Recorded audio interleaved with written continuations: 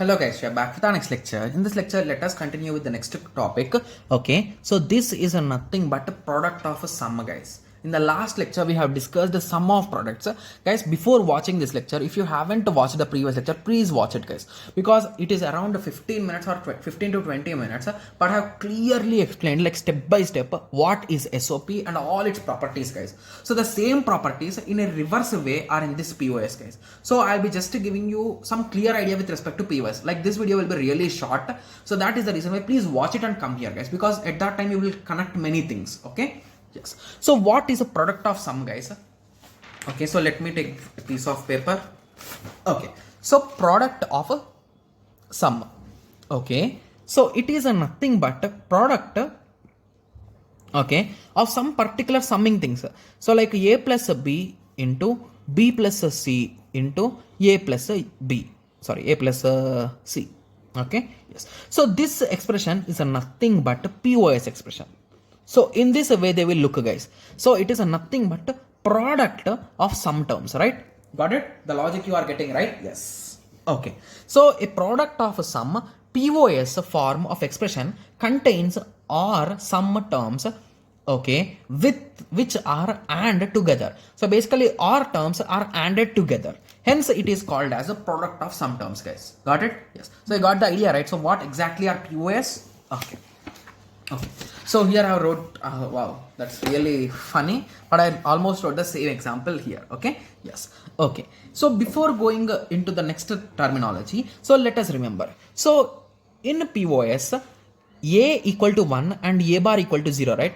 In SOP, in the last lecture we discussed, right? So let me write it on this paper, guys. Okay, so in SOP, the value of A equal to 1 and A bar equal to 0. Whereas in POS it is opposite, guys. A equal to 0 and A bar equal to 1. So few of you will be saying that like why? Why like that? Why they are opposite? So if you recall, we discussed one logic with respect to these things, right? Yes. So the same logic you can apply on POS also. So each term is an addition, right? So indirectly our final goal is A plus B plus C. The value should be what, guys? If you recall, the sum of products will represent for 1, whereas product of sum will represent for 0. So their result is required as 0, right? Yes. So if A plus B plus C equal to 0, so that's our goal, right? Yes. Okay.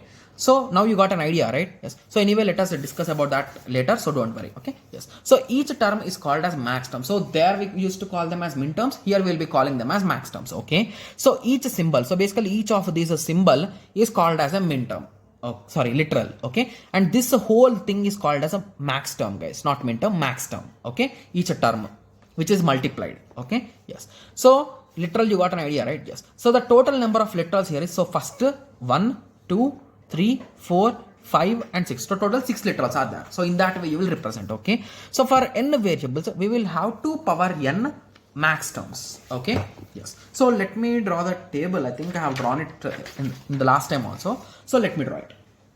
Okay. So let me write, first of all, let me write down the combinations. So APC 0 0 0 1 1 0 1 1 0 0 0 1 1 0 1 1 0 0 0 0 1 1 1. Got it?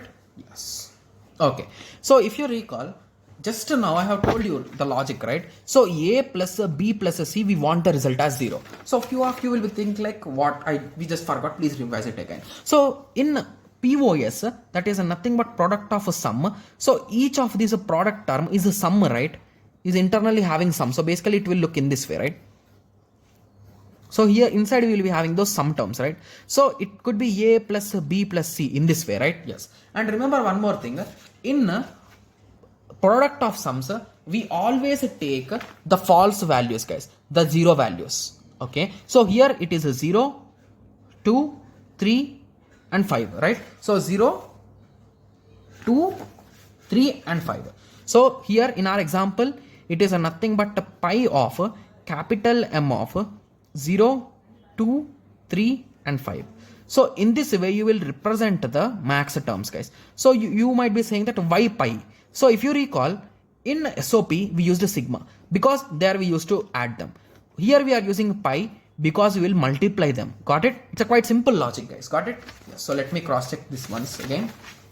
0, 2, 3, 5, right? Yes. Same answer. Okay? Yes. Let us continue. So now you got an idea. But now your question will be, okay, so here, why the representation of A is a 0 and A bar is 1? You are still having this question, right? Yes. So now let us solve it. So A plus B plus C, we want the result as 0, right? Yes. So if you want A plus B plus C equal to 0, so what will be the value of A, B and C, guys? So normally they should all be zeros, right? So only then the result will be 0. Okay. So with this understanding, you can say that A equal to 0. And what about complement? It will be 1. It's quite simple, right? So just with these understandings, you can solve these kind of confusing things, guys. Got it? Yes. So with this understanding, you can write it, right? So it is sequence 0. So there will be the sequence number 2, 3, 4, 5, 6 and 7. So let us write the max terms, guys. So it is nothing but A plus B plus C. Similarly, A plus B plus C bar. So wherever we are having one, write complement. That's it. A plus B bar plus C. A plus B bar plus C bar. A bar plus, okay, yes, A bar plus B plus C. So let me map them because I don't want to do any kind of silly mistakes. Okay. A bar plus B plus C bar. Similarly, A bar plus B bar plus C. At the end, A bar plus B bar plus C. Got it? Yes. So these are the max terms. So M0, M1, M2, M3, M4, M5, M6, M7. Got it? Okay. So now you got an idea, right? So exactly what are these max terms? So with this, you can fill this, right? So it is nothing but M0. So what is M0, guys? It is nothing but A plus B plus C. Here we need to do product. Got it? Into. So what is M2? That is nothing but A plus B bar plus C. What is M3? It is nothing but A plus B bar plus C bar. What is M5? It is nothing but A bar plus B plus C bar. Got it?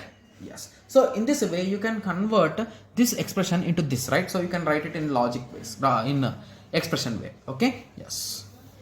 Okay, so now you got an idea, right? Yes. So the same concept of canonical forms are also in this also. So canonical forms, if you recall, it is nothing but full form, right? Yes. So in some questions, he might give in this way and he will ask what is the canonical form of this expression. So here what he gave? He gave A into B bar plus C into A bar plus B bar plus C. So if you observe carefully, here he missed two values, that is nothing but B and C.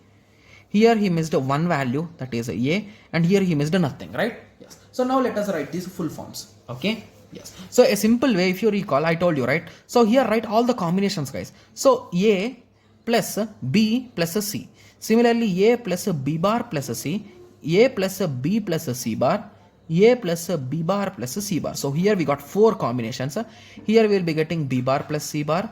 Here we will be getting A bar plus B bar plus C bar. And at the end you will have A bar, B bar plus C. Are there anything matching, guys? So this is matching with the last one. So I just struck one of them. Remember, don't strike both of them because I did that silly mistake here. So strike only among one of them. Okay. So anything else is matching? That's it, right? Or I'm missing it. That's it. Okay. Yes. So now write the expression, guys. Okay. So few of you again will be thinking like, how can I directly write them, right? Yes. So what is A here, guys? So here A is 0 and A bar is 1. Okay. So let me write it in terms of these values, right? So it is a nothing but 0, 0, 0, and this second value is 0, 1, 0. The third value is 0, 0, 1, and the fourth value is not there. Okay. And this value is 0, 1, 1. This value is 1, 1, 1, and this value is 1, 1, 0. So it is a nothing but a sigma m of 0, 1, 2, okay, 3, okay.